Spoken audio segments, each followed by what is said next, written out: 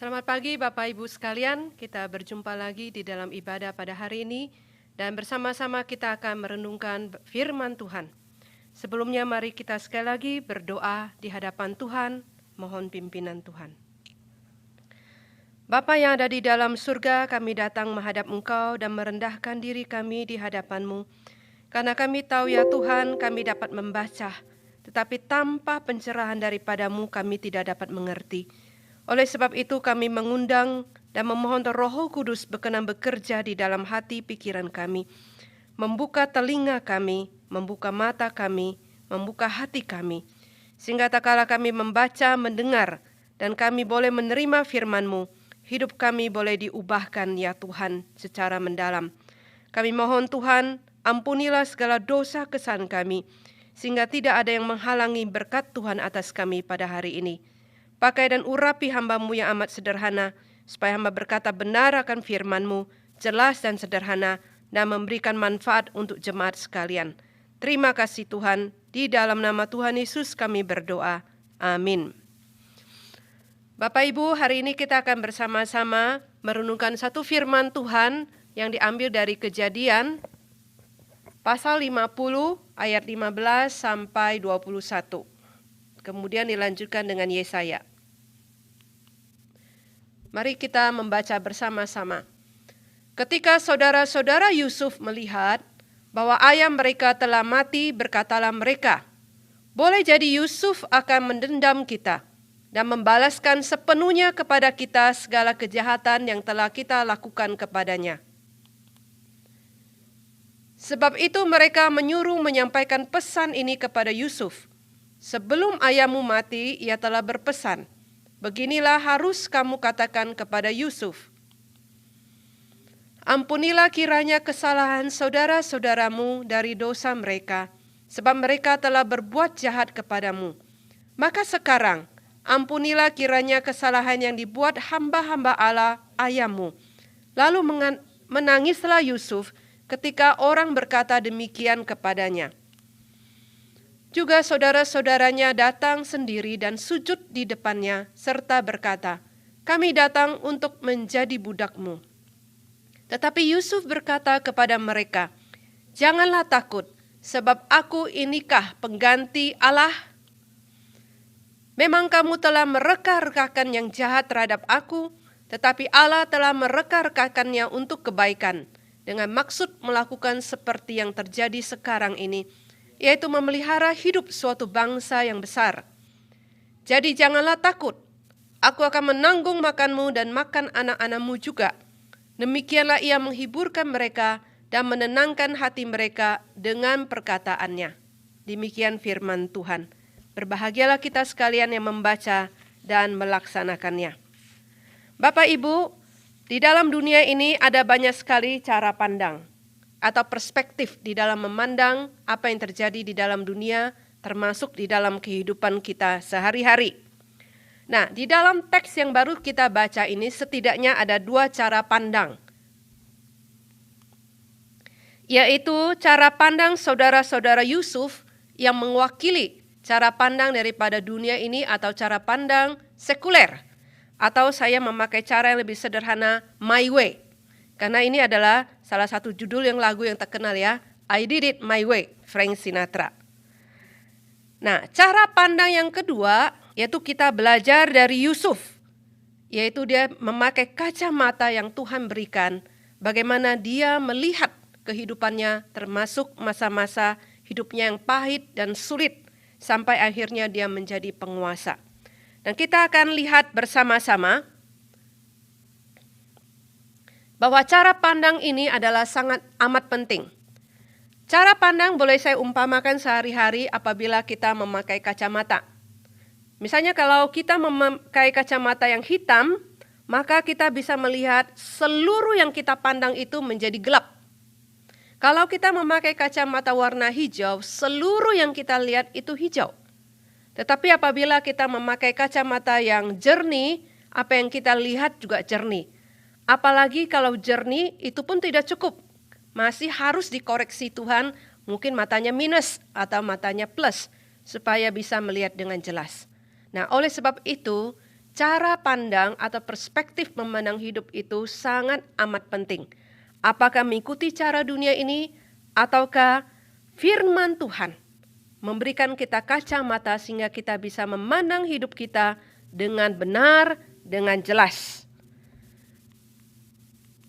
Kita akan melihat terlebih dahulu bagaimana cara pandang saudara-saudara Yusuf yang mewakili cara pandang sekuler. Ayat 15 dikatakan demikian. Ketika saudara-saudara Yusuf melihat bahwa ayah mereka telah mati, berkatalah mereka, boleh jadi Yusuf akan mendendam kita dan membalaskan sepenuhnya kepada kita segala kejahatan yang telah kita lakukan kepadanya.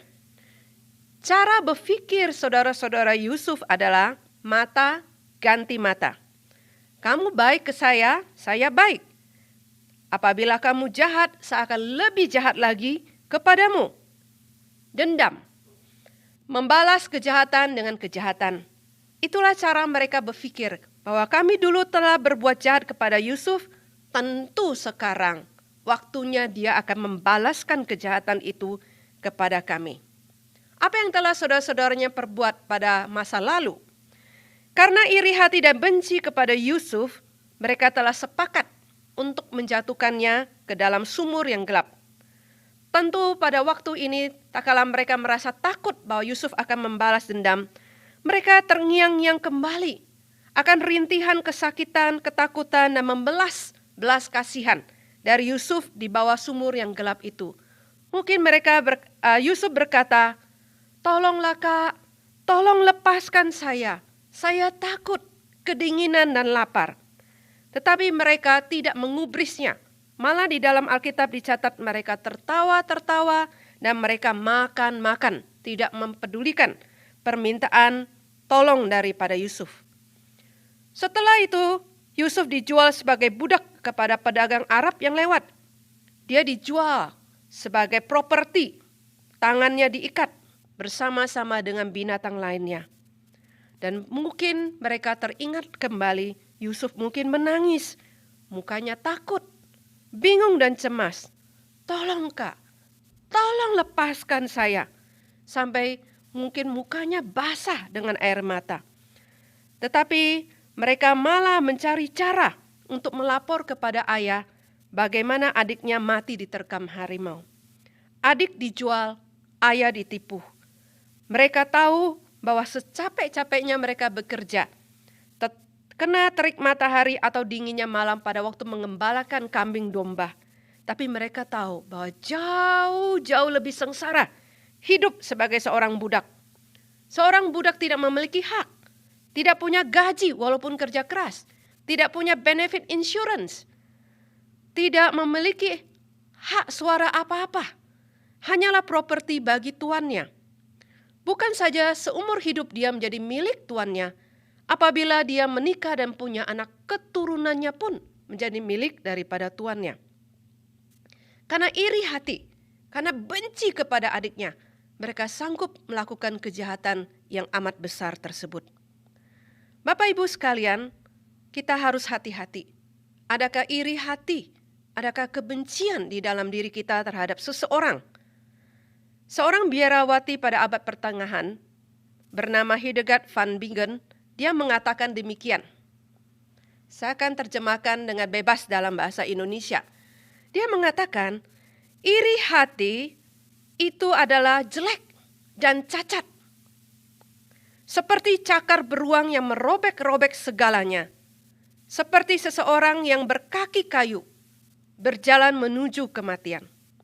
Iri hati hanya membawa kejahatan, tetapi kasih adalah kekuatan terbesar yang diberikan oleh Tuhan.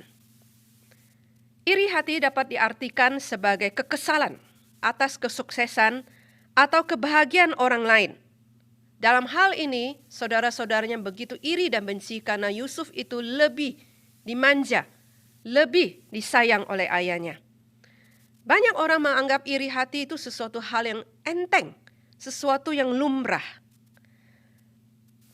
Kelemahan manusia ini dalam hal iri hati bahkan dipakai di dalam dunia marketing untuk mempromosikan barang-barang produk mereka dengan taktik menimbulkan iri hati.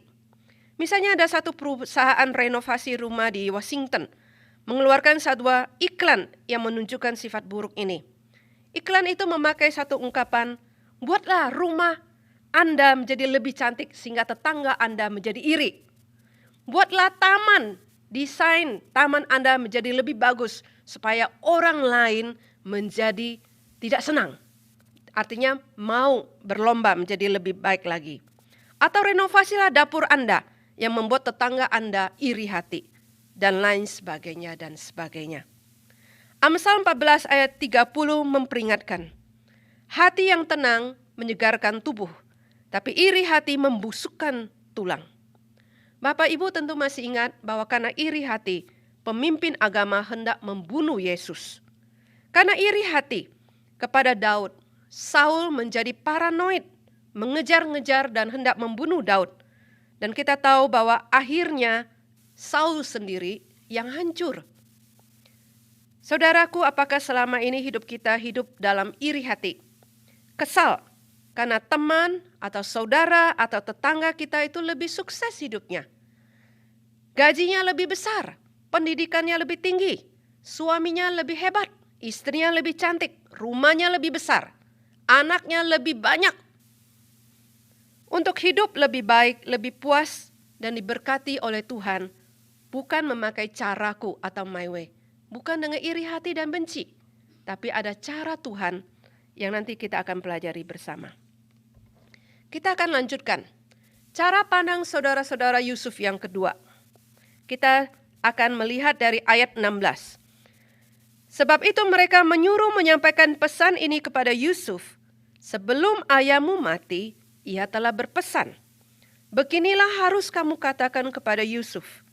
Ampunilah kiranya kesalahan saudara-saudaramu dan dosa mereka. Sebab mereka telah berbuat jahat kepadamu. Maka sekarang, ampunilah kiranya kesalahan yang dibuat hamba-hamba ayahmu. Lalu mengenangislah Yusuf ketika orang berkata demikian kepadanya. Juga saudara-saudaranya sendiri datang bersujud di depannya serta berkata, kami datang untuk menjadi budakmu. Ada banyak orang yang berpikir atau bertindak demikian. Bahwa memang dunia ini diciptakan oleh Allah. Tetapi setelah itu Allah tidak menggubrisnya lagi. Dia membiarkan dunia ini berjalan sendiri. Bagaimana dunia ini berjalan? Yaitu masing-masing bertindak sesuai apa yang baik. Seperti apa yang dicatat di dalam Hakim-Hakim. Menurut kehendaknya sendiri. Menurut caranya sendiri. My way. Maka siapa yang kuat, dia yang menang. Maka hukum rimba yang berlaku. Atau dalam istilah saintis yang lebih keren, kita memakai istilah natural selection. Seleksi alam atau survival of the fittest. Yang paling kuat, yang paling fit, yang paling hebat, dia yang berkuasa. Nah, hal ini terjadi di dalam dunia ini dengan sangat amat jelas. Misalnya di dalam dunia kita melihat negara yang kuat yang kita sebut adidaya, itu adalah negara yang memiliki ekonominya kuat. Tentaranya banyak dan memiliki senjata yang muktahir. Terutama negara-negara yang punya nuklir, itu yang sangat-sangat berkuasa. Dalam skala kecil, itu pun terjadi di dalam hidup kita. Kita sering berpikir, kalau saja saya punya jabatan yang lebih tinggi dan uang yang lebih banyak, saya bisa membeli asuransi kesehatan lebih baik dan layanan kesehatan yang terbaik. Kita lupa bahwa kita tidak bisa membeli kesehatan dengan uang kita. Mungkin ada yang mengatakan dengan uang yang banyak, saya bisa membeli rumah yang bagus. Tapi kita lupa, kita tidak bisa membeli rumah tangga yang bahagia. Tetapi seringkali kita orang-orang Kristen, walaupun mengaku percaya Allah, kita masih sering bertindak dengan cara survival of the fittest, yang kuat, yang memerintah. Yang kuat menerkam yang lemah, seperti terjadi di dalam alam. Yusuf yang saudara-saudaranya itu sejak dari mula menghendaki Yusuf mati. Tetapi 40 tahun kemudian mereka melihat Yusuf itu masih hidup. Bukan hanya hidup tetapi sangat hidup, sangat striving. Dia dapat berbuat Apa saja dengan kedudukannya sekarang ini. Dulu mereka kuat karena mereka adalah abang-abangnya. Dan mereka bergelombolan, mereka sepakat untuk menjatuhkan Yusuf. Tapi sekarang mereka berpikir Yusuf akan membalas kesalahan mereka karena Yusuf sekarang yang berkuasa. Sedangkan mereka sekarang adalah rakyat jelata. Nah, mereka berpikir demikian terhadap Yusuf. Tetapi mereka melihat mungkin masih ada cara untuk menyelamatkan diri mereka, yaitu memakai nama ayah mereka. Sewaktu ayah mereka masih hidup, mungkin mereka berpikir Yusuf masih sungkan untuk membalaskan dendamnya. Karena ayahnya masih ada dan Yusuf masih hormat kepada ayahnya. Tapi bagaimana ini? Sekarang sang ayah itu sudah mati. Dan mereka mencoba camouflage, mencoba bersembunyi. Dan ayah mereka membuat pesan yang palsu. Mereka mengatakan sebelum ayah mati, dia berpesan demikian. Ampunilah kesalahan ayahmu. Itu adalah pesan yang bohong. Bahkan di dalam penyesalan mereka, mereka takut bahwa mereka akan menerima konsekuensi dari kejahatan mereka. Mereka ada perubahan sedikit, ada. Karena mereka menyesal. Tetapi perubahannya tidak mendalam. Karena mereka masih tetap hidup dalam kebohongan. Mereka membuat pesan yang palsu supaya mendapatkan keringanan daripada Yusuf. Nah, 40 tahun telah lewat dan saudara-saudara Yusuf hidup dengan hati nurani yang bersalah karena kejahatan yang mereka perbuat.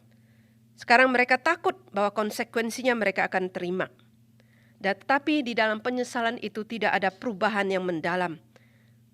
Bapak Ibu, perubahan yang mendalam dari dalam keluar hanya bisa Tuhan kerjakan. Bersama dengan pesan yang mereka karang sendiri, mereka coba tunjukkan juga dengan sikap. Mereka hadir di depan Yusuf, dikatakan mereka merendahkan diri dengan sujud, merebahkan diri di hadapan Yusuf. Dan mereka berkata, kami datang untuk menjadi budakmu. Perhatikan, mereka masih memakai prinsip mata ganti mata. Dulu kami jual engkau Yusuf sebagai budak, tapi biarlah sekarang kami menerima konsekuensinya, jadikan kami budakmu. Bapak Ibu sekalian, apakah seringkali kita masih hidup seperti dengan cara saudara-saudara Yusuf? Adakah cara yang lebih baik? Ada, dan kita akan bersama-sama lihat, kita belajar dari Yusuf. Ayat 19, tetapi Yusuf berkata kepada mereka, janganlah takut sebab aku inikah pengganti Allah? Nah, Yusuf di sini sudah sangat berkuasa. Tapi dia berkata demikian, aku inikah pengganti Allah? Sekalipun aku dipercayakan kedudukan yang tinggi dan kuasa yang besar. Tetapi aku bukanlah Allah. Atau aku dapat bermain-main seperti Allah. Play God. Saudaraku, banyak di antara kita diberikan kuasa dan jabatan tertentu oleh Tuhan. Hati-hati, bagaimanakah kita memandang jabatan kita dan kuasa kita. Entah di dalam keluarga kita diberikan posisi dan kuasa sebagai ayah, kepala keluarga. Atau diberikan juga posisi sebagai ibu. Apakah kita seenak-enaknya memarahi, memerintah, memukul anak kita, istri kita, dan lain sebagainya. Di dalam dunia kerja, mungkin kita dipercayakan posisi sebagai manajer, supervisor, dan lain sebagainya. Apakah kita seenaknya memerintah dan memperlakukan bawahan kita? Ataukah di dalam masyarakat kita sebagai pemimpin, tokoh, politisi? Atau bahkan di dalam gereja kita dipercayakan kuasa. Entah menjadi majelis, diaken, penatua, pengurus, atau juga hamba Tuhan. Seringkali kita bisa lupa diri dan semena-mena bertindak seperti Allah, berkata dan berbuat seenaknya. Yusuf tidak memakai hukum rimba dengan memakai kuasanya untuk membalaskan kejahatan saudara-saudaranya. Sebaliknya, atas kasih karunia Tuhan, dia mengampuni saudara-saudaranya. Setelah saudara-saudara Yusuf bersujud dan memohon ampun di hadapannya, dikatakan Yusuf menangis. Ia mengatakan bahwa ia tidak akan mengadili dan menghukum mereka. tapi justru ia akan memelihara hidup mereka. Hari itu juga terjadi rekonsiliasi, terjadi perdamaian, dan beban berat yang menyelimuti hati saudara-saudaranya bertahun-tahun, 40 tahun lamanya, lenyap, dan terjadi babak hidup yang baru di dalam hidup hati saudara-saudaranya. Saudaraku, pengampunan, kasih, memberikan kesempatan untuk terjadinya pemulihan. Walaupun Yusuf sendiri mengalami banyak sekali hidup yang pahit, sulit, tapi Tuhan memampukan dia untuk mengampuni saudara-saudaranya. Saudaraku, ada seorang ibu, tak kala setiap kali selesai ibadah gereja mereka menaikkan doa Bapa Kami, ibu itu terdiam. Dan dia merasa sangat sulit sekali untuk mengucapkan doa itu. Sebab ia tak sudi mengampuni. Semula dia sangat bangga sekali memiliki seorang suami yang dia anggap sangat saleh dan setia. Belakangan setelah sang suami meninggal mendadak karena serangan jantung, baru terkuak sisi gelap daripada hidupnya. Rupanya sudah lama sekali sang suami itu selingkuh. Ibu itu sangat kaget. Rasa sedih dan kehilangan karena kematian suaminya tiba-tiba berubah menjadi kemarahan, kebencian. Dia rasanya sulit sekali menerima kenyataan itu, sulit sekali dia mengampuni suaminya. Foto-foto suaminya dia buang, dia marah sekali. Hari-hari seharusnya dia lalui dengan tenang, tetapi dilalui dengan kepahitan. Dia menyimpan rasa benci itu. Saudara, rasa benci itu seperti apa? Seperti kalau kita membuang sampah ke tong sampah, ya enggak? Mungkin enggak tong sampah itu kita simpan berhari-hari sampai berbulan-bulan. Itu baunya minta ampun. Setidaknya di Pastorik itu 2 kali seminggu itu ada yang datang mengambil sampah. Itu bersyukur sekali ada orang yang mau berprofesi membantu kita dalam membersihkan ya. Kalau tidak, bagaimana jadinya? Nah, kebencian itu seperti tumpukan sampah di dalam hati kita. Bayangkan kita tumpuk sampah itu bukan sehari. Itulah sebabnya di dalam Alkitab jikalau engkau berselisih, engkau marah, dikatakan sebelum matahari terbenam, engkau harus selesaikan. Kalau tidak itu menjadi sampah di dalam hati, 2 hari, 3 hari, seminggu, sebulan, bertahun-tahun. Maka itu bukan menjadi bau dan bahkan menjadi racun di dalam hidup kita sendiri. Meracuni kebahagiaan kita, meracuni karakter kita. Berbulan-bulan ibu itu hidup tertekan. Dan itu menjalar juga kepada kesehatan jasmaninya. Dia mulai sesak, dia sulit berdoa, dia sulit makan, sulit tidur. Dia juga tidak bisa berkonsentrasi. Rasanya sukacitanya itu hilang. Nah, bertahun-tahun demikian sampai suatu hari dia diajak temannya untuk mengikuti KKR. Dia sebenarnya sudah sangat enggan. Tapi karena ditarik-tarik oleh temannya, ya sudah dia ikut temani saja. Tapi dengan dia tidak ketahui bahwa akhirnya Tuhan berkenan menjamah dia pada hari itu. Dia mendengarkan firman Tuhan bahwa Tuhan begitu mengasihi dia, mengasihi orang berdosa. Tuhan mengampuni dan Tuhan tidak membalaskan kepada kita setimpal dengan kesalahan kita. Roh Kudus bekerja, dia menangis dan kemudian dia mulai melepaskan kepahitannya, mulai mengampuni suaminya, dan dia dipulihkan oleh Tuhan. Di dalam hidup kita ada kalanya kita menyakiti orang lain, ada kalanya kita disakiti. Itu adalah hal yang tak terhindarkan. Yang penting adalah apa yang kita perbuat sesudahnya, apa kita memilih untuk membiarkannya, lalu hidup dalam kepahitan dan dendam, atau kita mengupayakan perdamaian. Hanya dengan berani mengakui dan mengampuni, kita bisa merasakan indahnya pemulihan. Saudara-saudaranya itu berani mengakui dan datang kepada Yusuf. Dan Yusuf sendiri dengan belas kasihan daripada Tuhan dikatakan dia menangis, dia terharu, dia tersentuh hatinya. Kemudian dia mengampuni akan saudara-saudaranya. Kemudian kita lihat bagaimana cara pandang Yusuf yang kedua. Di dalam ayat 20 dikatakan, memang kamu telah mereka-rekakan yang jahat terhadap aku, Tetapi Allah telah mereka-rekakannya untuk kebaikan, dengan maksud melakukan seperti yang terjadi sekarang ini, yakni memelihara hidup sebagai suatu bangsa yang besar. Nah, di sini kita melihat Yusuf memiliki cara pandang yang berbeda. Memang saudara-saudaranya memiliki maksud yang jahat, tetapi Yusuf hendak mengatakan Allah tetap berkuasa. Dia tetap in control. Dia itu almighty. Dia itu maha kuasa. Dia maha baik. Dia maha bijaksana. Almighty, all good, all wise. Nah, kalau kita melihat kembali perjalanan daripada hidup Yusuf, itu setidaknya kita bisa bagi 4 bagian. Kehidupan yang pertama pada waktu dia hidup sebagai seorang anak. Dia hidup sebagai seorang anak di rumah ayahnya. Yusuf berasal dari keluarga yang disfungsional, keluarga yang berantakan, broken home. Ayahnya memiliki lebih dari 1 istri. Berapa istri Bapak Ibu? 2, 4 istri. Dan memiliki banyak anak dari istri-istri tersebut.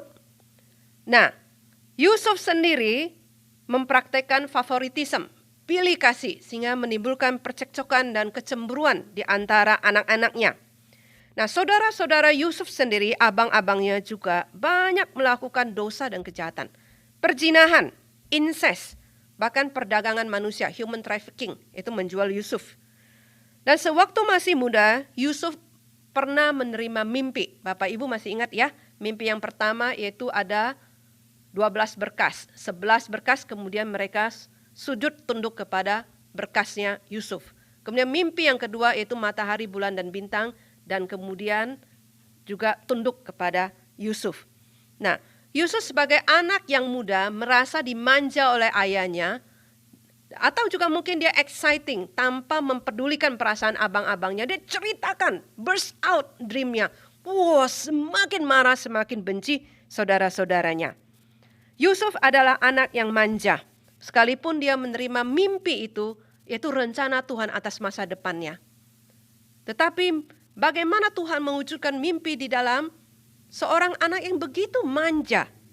Nah, kemudian dikatakan, musim hidup yang kedua itu adalah dia dijual sebagai seorang budak. Kadang kita tidak mengerti mengapa kita hidupnya sangat sulit atau diperhadapkan kepada hal-hal yang kita anggap buruk, tapi belum tentu buruk. Kadang Allah harus membuat seseorang broken atau retak sebelum dia dapat memakai orang tersebut. Masih ingat Bapak Ibu kintsugi yang pernah saya ceritakan beberapa waktu lalu? Bahwa kadang-kadang ada keramik yang indah, yaitu kita hanya pajang saja. Seperti Yusuf itu dipajang di rumahnya saja, karena itu adalah anak kesayangan. Tetapi mungkin keramik itu tidak terlalu bisa dipakai, sampai akhirnya harus hancur, dan kemudian oleh tangan sang penyunan yang maha kuasa, kemudian merekatkan kembali, bahkan memakai lapisan-lapisan emas, sehingga membuat keramik itu menjadi jauh lebih indah, jauh lebih berharga daripada semulanya. Nah, itulah yang Yusuf lihat apa yang Tuhan perbuat di dalam hidupnya. Sebagai seorang budak, dia anak yang manja, tidak pernah bekerja keras dan kasar, akhirnya harus bekerja keras. Tadinya dia mendapatkan angin karena dia yang paling disayang, tapi sekarang dia harus tunduk karena dia hanya seorang budak. Dulu dia merasa somebody di rumah ayahnya, sekarang menjadi nobody di rumah Potifar. Siang malam bekerja, tidak ada upah, mungkin hanya makan dan minum saja. Jubah yang indah sekarang hanya satu kain yang melekat sebagai seorang budak. Tetapi di dalam brokenness dan kepapaan Yusuf, dicatat demikian di dalam Alkitab. Yusuf disertai Tuhan. Dan Tuhan membuat berhasil segala sesuatu yang dikerjakannya. Maka Yusuf mendapat kasih tuannya, dan kepada Yusuf diberikan kuasa atas rumah Potifar dan segala miliknya. Bahwa di dalam kondisi dan posisi yang seperti itu pun Tuhan menyertai, dan bahkan Tuhan bisa memakai Yusuf untuk memberkati keluarga Potifar. Nah, kemudian selanjutnya adalah Yusuf ditempa oleh Tuhan dan belum selesai. Yusuf mengalami godaan yang sangat amat berat. Kalau kita membayangkan itu adalah pada masa dia masih muda, masih tampan, itu puncak prime daripada hidupnya. Di sini adalah di Alkitab dicatat bahwa Nyonya Potifar, menggoda dia dari hari ke hari. Yusuf dapat saja jatuh. Pertama, dia masih muda dan ganteng. Sangat sulit bagi seorang pemuda untuk mengkontrol seksual desire-nya. Kedua, dia bisa jatuh mungkin dengan cara, kalau saya berselingkuh dengan istri tuan saya, ini bisa menjadi jalan keluar pintas dari perbudakan saya dan mendapatkan kuasa dan kekayaan. Tetapi Yusuf takut kepada Tuhan. Dia berkata, bagaimanakah mungkin aku melakukan kejahatan yang besar ini dan berbuat dosa terhadap Allah? Sekalipun dalam kesulitan dan godaan yang amat besar, Yusuf takut kepada Allah. Bapak Ibu, apakah di dalam kita menghadapi kesulitan, pergumulan, dan godaan, adakah rasa takut kepada Tuhan tetap melekat di dalam hati kita? Integritas tidak selalu mendapatkan reward yang sebanding. Kita lihat di sini Nyofar melapor kepada suaminya dan dia memutarbalikkan fakta dan suaminya percaya. Namanya juga Nyonya Potifar, ya. Akhirnya Yusuf dicampakkan ke dalam penjara dan Yusuf menjadi korban fitnah, sacrifice. Dia dikorbankan oleh karena kebohongan istri Potifar. Yusuf berada di dalam penjara selama hampir 10 tahun. Ayat 21 dikatakan, Kejadian 39 ayat 21 dikatakan, tapi Tuhan menyertai Yusuf dan melimpahkan kasih setianya kepadanya dan membuat Yusuf kesayangan bagi kepala penjara itu. Tuhan membuat apa yang dikerjakannya berhasil dan di dalam penjara Yusuf bertemu dengan juru minum dan juru roti. Dan mereka merasa susah hati karena mimpi mereka dan kemudian Yusuf menafsirkan mimpi itu bagi mereka. Setelah mereka keluar, apa yang Yusuf perbuat bagi mereka, mereka lupakan. Nah, kemudian 2 tahun kemudian, Fir'aun mendapatkan mimpi. Mimpi yang aneh. Dan tidak ada seorang pintar pun di seluruh Mesir yang dapat menafsirkan bagi Firaun. Dan akhirnya nama Yusuf disebut oleh sang juru minum. Dan dia dibawa menghadap dan dia menafsirkan bagi Fir'aun. Kemudian Fir'aun mengatakan, apa yang harus diperbuat? Kemudian Yusuf dengan hikmat daripada Tuhan memberikan nasihat apa yang harus dilakukan. Siapa yang bisa melaksanakannya? Ternyata tidak ada selain daripada Yusuf. Pada hari itu juga, dari budak, napi, narapidana, sekarang dia menjadi Perdana Menteri. Menjadi orang kedua terkuat di seluruh Mesir, di seluruh dunia pada waktu itu ya. Dan dia dipercayakan dengan posisi, dengan kuasa yang amat besar. Dan bagaimanakah Yusuf memandang kuasa yang dia terima? Dikatakan demikian, bahwa Tuhan mempercayakan itu adalah untuk memelihara hidup suatu bangsa yang besar. Bukan dengan arogan, tetapi dengan penuh kasih, Yusuf akhirnya berkata kepada saudara-saudaranya, janganlah takut. Aku akan menanggung makanmu dan makan anak-anakmu juga. Demikianlah ia menghiburkan hati mereka dan menenangkan hati mereka dengan perkataannya. Saudaraku, tidak ada sesuatu pun yang terjadi dalam hidup orang percaya tanpa seizin Tuhan. Bahkan Tuhan dapat membalikkan apa yang jahat, apa yang buruk untuk mendatangkan kebaikan di dalam hidup kita. Tuhan bekerja dan dapat memakai kita di setiap musim hidup kita.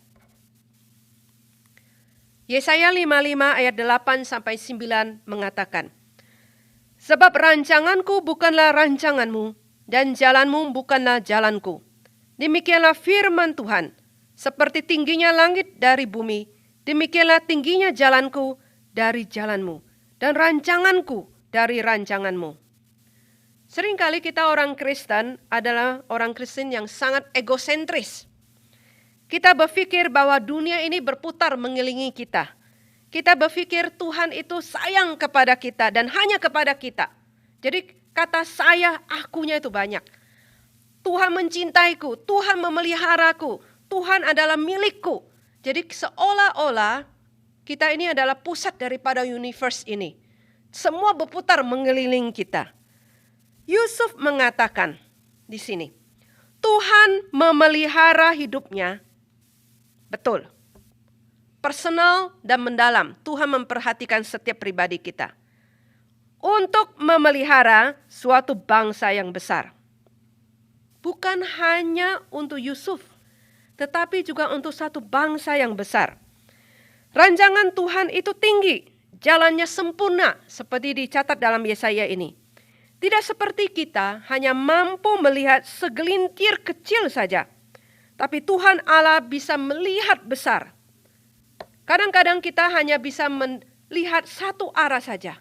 Tapi apabila kita melihat seperti burung bisa terbang tinggi, dia memiliki bird eye. Memandang secara luas, secara banyak. Secara begitu besar, dalam skala besar. Tuhan Allah memperhatikan. Dia bisa mengkaitkan dari satu dot ke dot yang lain. Dia mengawasi, dia memelihara. Bukan hanya satu kehidupan saja.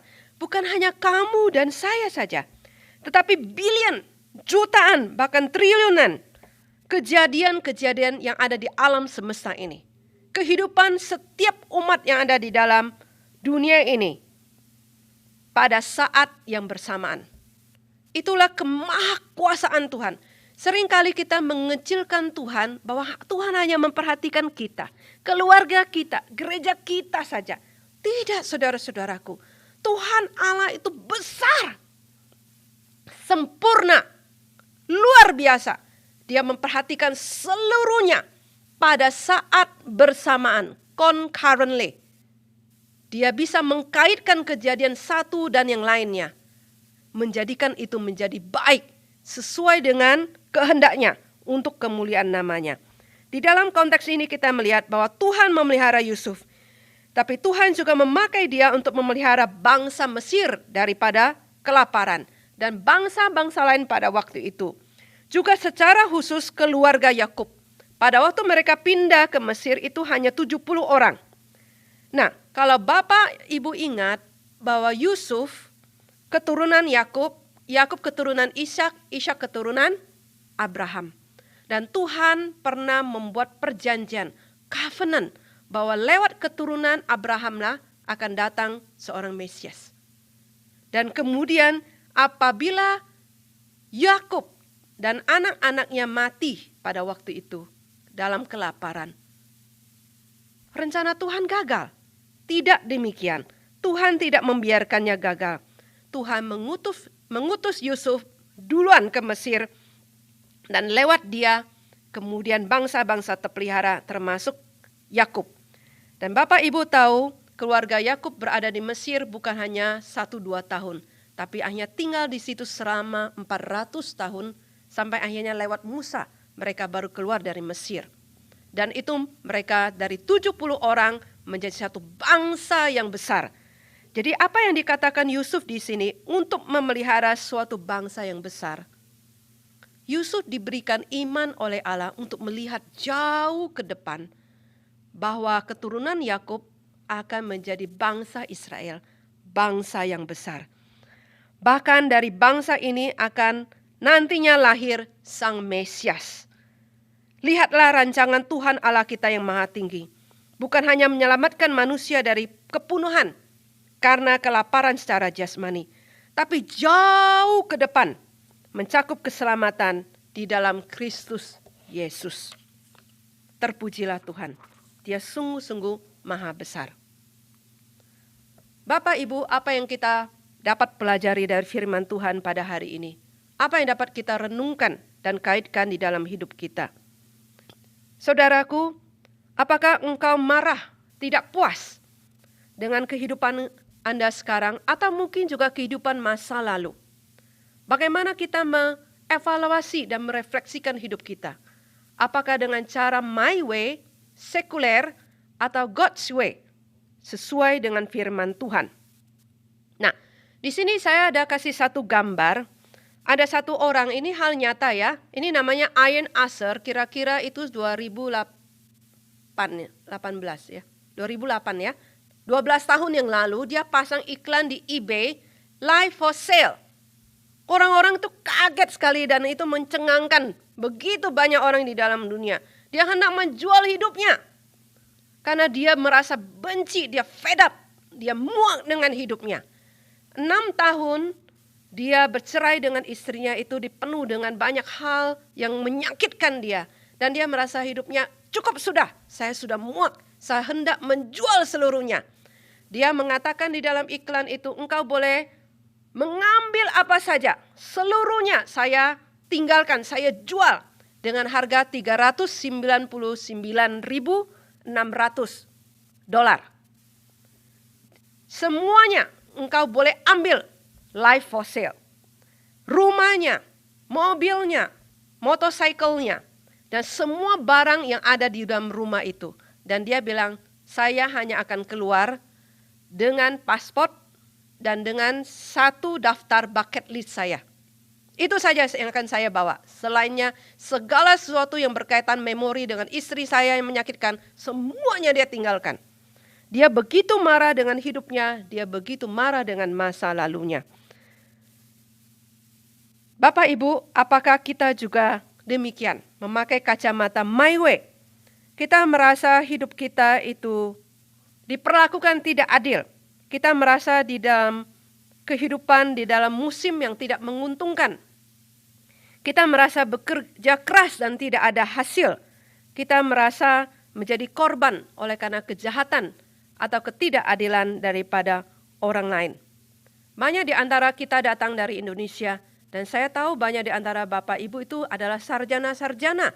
Ada yang ahli sastra Prancis, ada yang insinyur, ada yang dokter. Tapi mungkin sampai di Amerika harus bekerja manual labor. Pekerjaan-pekerjaan yang sederhana. Pekerjaan-pekerjaan yang tidak sesuai dengan training dan keahlian kita. Kadang-kadang setelah itu masih diperlakukan dengan tidak baik. Habis itu mungkin ada yang kena layoff. Ada yang mungkin gajinya sangat kecil bertahun-tahun dan lain sebagainya. Mungkin kita pahit dengan hidup kita. Mungkin kita hendak menyalahkan orang lain. Kita hendak menyalahkan hidup ini. Kita kadang-kadang menyalahkan sistem. Kadang mungkin kita juga marah kepada Tuhan. Why me Lord? Mengapa hal ini terjadi dengan kita? Bapak Ibu, Tuhan belum selesai dengan kita. Tidak pernah Tuhan meninggalkan. Tidak pernah Tuhan menelantarkan. Kesaksian di San Petra pada hari Jumat lalu sangat menghangatkan hati kita sekalian. Banyak orang dari yang tua sampai yang muda, mereka menyaksikan, betul, God is not done with us yet. Dia belum selesai dengan kita. Jadi di dalam waktu-waktu yang susah, Tuhan hendak kita mengalami penyertaan-Nya, mengalami Dia secara nyata. Saudaraku, di dalam hal apakah kita melihat turut campur tangan di dalam hidup kita? Di dalam hidup kita yang sulit atau di masa lampau, apakah yang hendak Tuhan ajarkan? Apa yang hendak Tuhan tempah kita? Brokenness apa yang Tuhan hendak kerjakan supaya membuat kita lebih utuh dan lebih kuat, lebih dewasa dan lebih baik? Dan bagaimanakah kita tetap dapat menjadi berkat bagi orang-orang lain di setiap musim di dalam kehidupan kita? Mari kita berdoa. Bapa di dalam surga, terima kasih firman-Mu. Engkau telah menguatkan kami. Sungguh Tuhan, Engkau Allah yang Maha Kuasa. Engkau mengontrol. Engkau berkuasa atas segala sesuatu di dalam hidup kami, di dalam alam semesta ini. Bukan hanya itu saja, Engkau Maha bijaksana dan Engkau Maha baik. Apa yang saat ini kami anggap buruk, Engkau dapat menjadikan baik. Jikalau di antara kami ada yang bergumul dengan kesusahan dan kepahitan, bahkan kebencian, Tuhan yang akan menjamah, Tuhan yang memberikan kekuatan untuk dapat mengampuni. Jika selama ini kami terus menyalahkan dan kami tidak puas dan marah dengan hidup kami, bila hari ini kami datang kepadamu, tunduk di hadapanmu, dan Tuhan Engkau memberi kami kacamata baru, cara pandang baru, bagaimana kami bersyukur bagaimana kami berharap, bagaimana kami bergantung kepadamu. Engkau belum selesai dengan kami, bahwa Engkau terus mengerjakan di dalam diri kami ya Tuhan, perbuatan-perbuatan baik-Mu. Dan di dalam kondisi kami, Tuhan yang akan juga memakai kami menjadi berkat bagi sesama kami. Di dalam nama Tuhan Yesus kami berdoa. Amin.